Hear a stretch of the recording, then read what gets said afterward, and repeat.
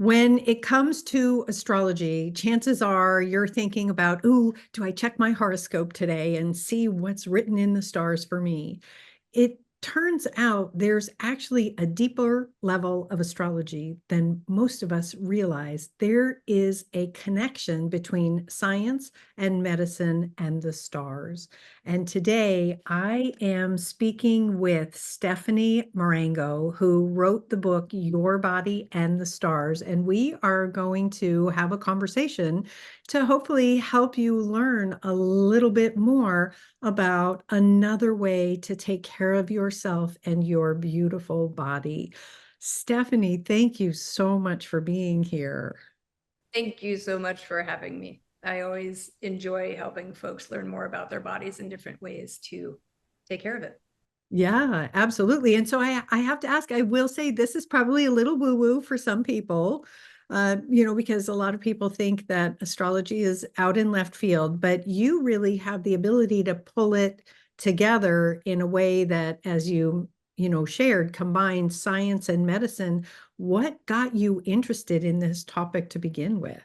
I'm not an astrologer. And when I came up with the idea for the book, I didn't know anything about astrology. I know a lot about the body, and I'm able to hold multiple perspectives on it, meaning I can connect it, the physical structures, to a variety of different things, whether it's astrology, thoughts, emotions.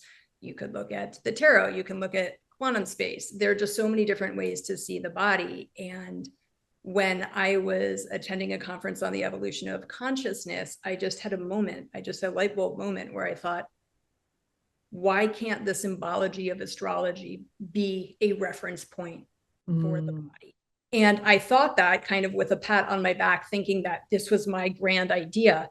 And lo and behold, it's not at all. It's actually the history of science and medicine, which I learned when I looked into it astrology predates the Middle Ages, but by the Middle Ages, astrology was being taught in the academic institutions of the time as the curriculum for medicine. That's amazing. And that's certainly something that doesn't happen now, of course.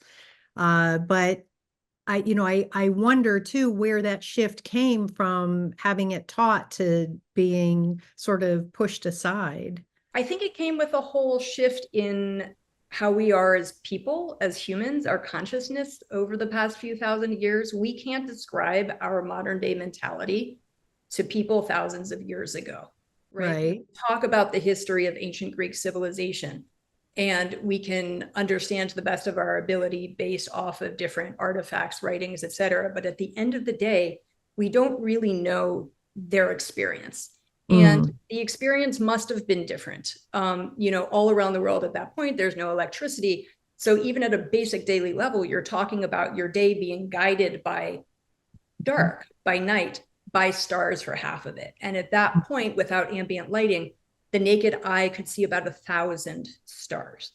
So these stars they had greater meaning and they had greater mystery. And it was during a time when there was more emphasis on the subjective experience of who you are as a person, right? Versus the objective. And part of that is because they didn't have the tools that we have now.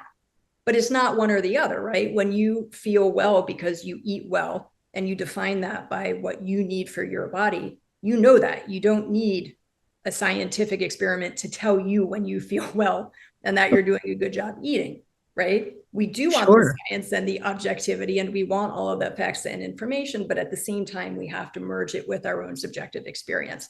And what I'm positing is back in the day, there was much more subjective experience, much less objective experience. So you look around and ask questions like, oh, that shiny object.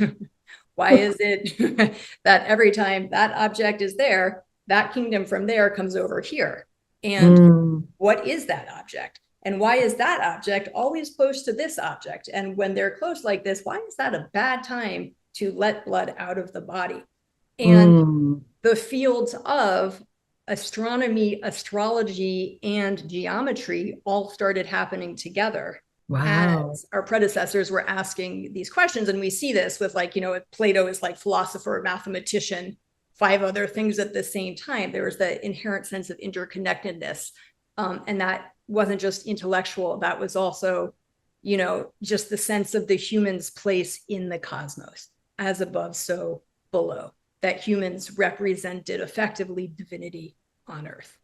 So, when we when we look back, we have to look back appreciating that there was a different lens. And whether you believe in all of this or not, that's fine. It's still our intellectual history. It's still things that ultimately were built upon to lead us to the Middle Ages, where, well, astrology before then, even starting with ancient Greek, and I believe the school of Hippocrates, which Hippocrates is the oath that most physicians take in medical school, so some irony there.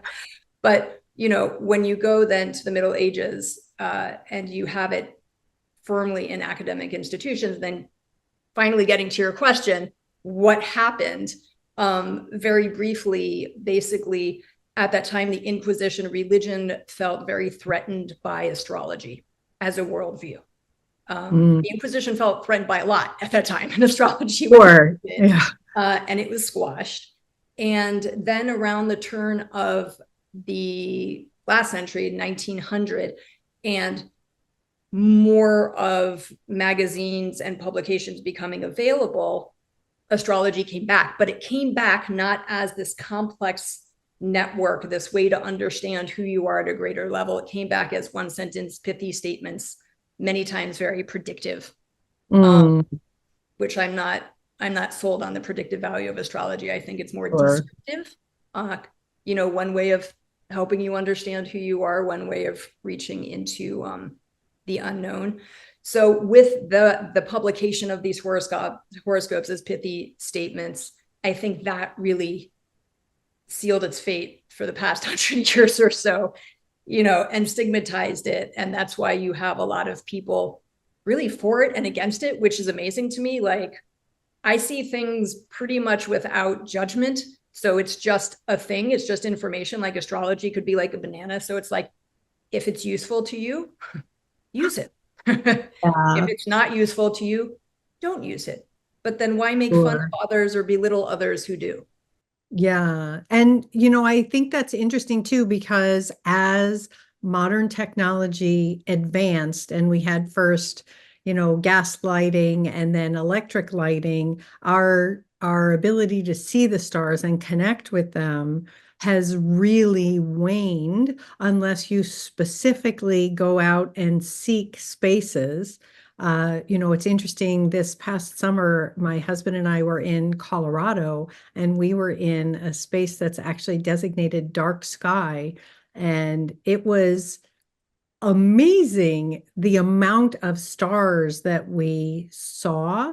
And so I think that probably also led to this shift into, if you can't see them very often and everything that you're thinking about in relationship to them is only the brightest stars or only the most spectacular configurations, comets, whatever.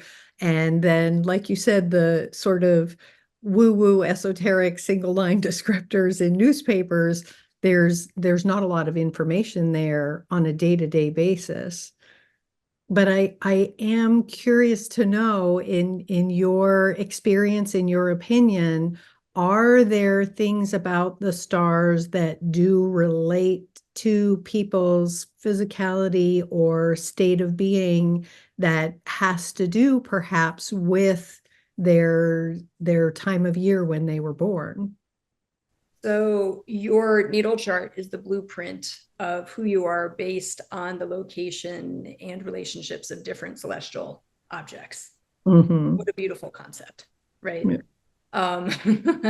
And again, this idea is certainly not mine. It predates me by thousands and thousands of years in human history. But the idea is that each zodiac sign relates to a part of the body. Each part of the body relates to a zodiac sign. So because of this whole pithy one sentence horoscope thing, people are really only familiar with sun signs.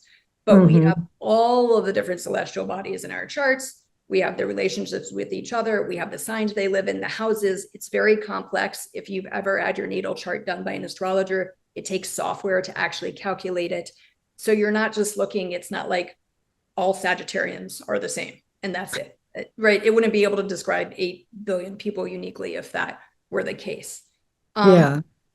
But what is the case is that, you know, at the symbolic level, the zodiac signs represent different things. And so when you connect it to the body, it's just a way for you to understand and to take greater responsibility for that body part. So for example, right now we're in Libra season, and Libra is the scales and it's balance. And in the body, it's your lower back. And that's the part of your body that has the largest vertebrae in it, because you need big vertebrae there, because it's supporting all of the structures, your entire torso that come Plus above, this heavy head. including the heavy head. And that's its own Aries thing. But so then when you're thinking about your lower back pain, and this is not an either or situation, right? I'm not saying only go to the zodiac. You're also doing PT. Maybe you're also taking Motrin, acupuncture, whatever was working for you, whatever your practitioners are helping, you know, prescribe for you. You can take increased responsibility between sessions by saying, well, what's the greater story here? Why do I have back pain versus shoulder pain? Why does every female in my family have back pain? And then you think about the allegory of support. And am I really supporting myself with what I need, or am I doing a better job supporting other people? Because Libra on one end of the spectrum can go toward the people pleasers. Yeah. Right. Sure. So it's a way to ask yourself more questions about what's going on, because you can't separate the body from your mind, from your emotions, from any energetic. They're just not in different places. Right. They're all in one, even if we don't know exactly what that looks like. And then to that point, I'm big into a quantum approach to our world, and most of our space is quantum. The space in between our atoms is 99.999999%, right? That's a lot of space. The space we don't know about in the universe is 95%. That includes us, right? At best, we know about 5%. That's ordinary matter. So I just see astrology and the questions that it can bring up for us as one way of accessing the unknown. So in your opinion, in addition to, of course, getting your book to learn more about how this relates to the body, would it be helpful for someone to have some kind of a consult with an astrologer to figure out which signs are where, to help determine how that might be affecting a total body system?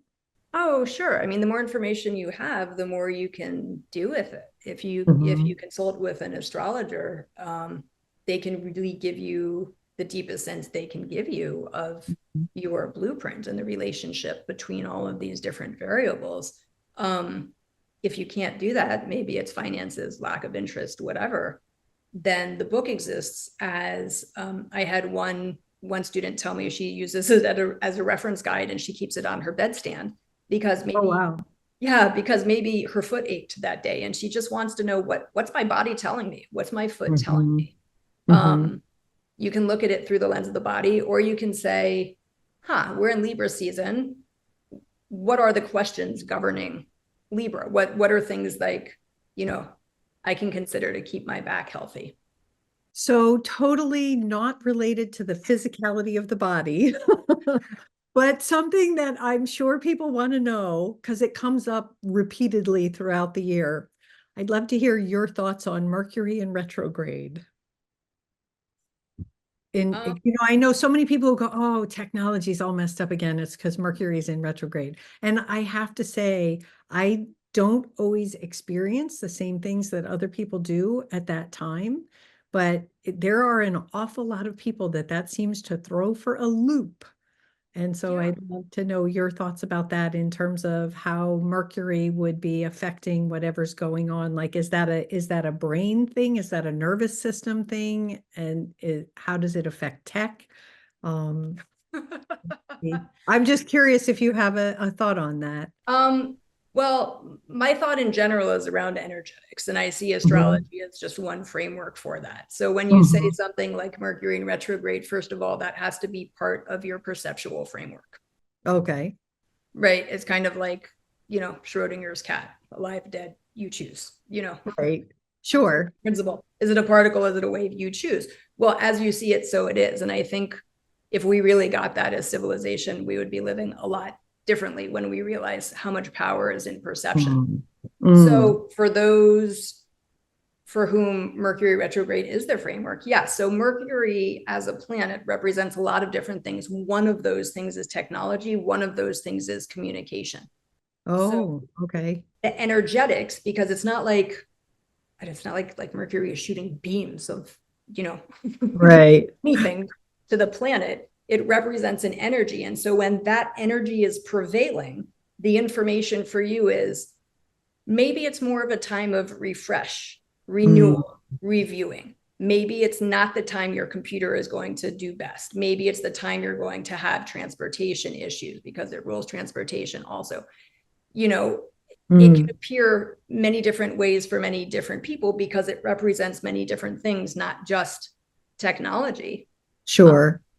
But it's, again, it's like the zodiac signs, it's information telling you, here's an energy, and it's just one, it's not the only one.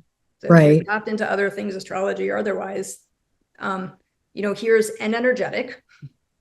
Yeah. And that's kind of like, that's part of the point of your body and the stars. If you're simplistically put a Leo, that's your sun sign.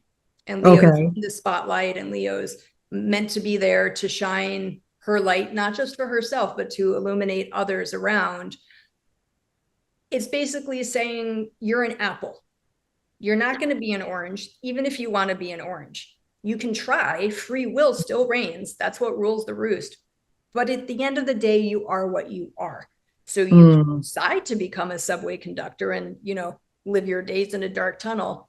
But as a shiny Leo, your fabric is more conducive to being on the stage. So Mercury retrograde is just, here's a time period that might be more conducive, not toward rushing forward with things, but taking a moment to look back, review, rewind, refresh, etc. So I'm confused about one thing. You said the sun sign for Leo is Mercury? No. I was just giving an example. Oh, an example. Okay. Because I was going to say, I thought that was Gemini. Not that I know a lot about astrology, but. That would be a ruling planet. That would be a ruling planet thing.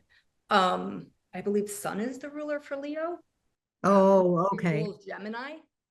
Okay. But we don't have zodiac signs ruling each other. Okay. There you go. And see, this is why I'm glad that we're talking, because I don't know these things that well, but this has been really interesting. And I also like that you were able to share the perspective of how much this was utilized in the past, and then we kind of fell away from it. And for those who are interested in learning more, who have an interest in astrology, to know that there's perhaps a deeper level that they can go into in terms of looking at how it relates to the body, and to be able to pull science and medicine and the body together from that framework. So that's really lovely. And I thank you for being here and for sharing that. Oh, my pleasure. Thank you for the opportunity. It's, we're in a time period where I think individuals are slowly but surely claiming greater responsibility for their bodies. And different tools are going to work for them. And it takes some experimentation. Like, I watched the intro video on your site. And you said how you became the ingredient guru and you had to experiment and try a few different things. Maybe this is part of the experiment for different folks out there. Sure, absolutely. Well, thank you again for being here. And for everyone who is watching, I will make sure to put a link down below to Stephanie's book. If you are interested in diving a little deeper into this topic, I do encourage you to get a copy and learn more. And then I also, as always, want to remind you in all we do to make today a healthy day.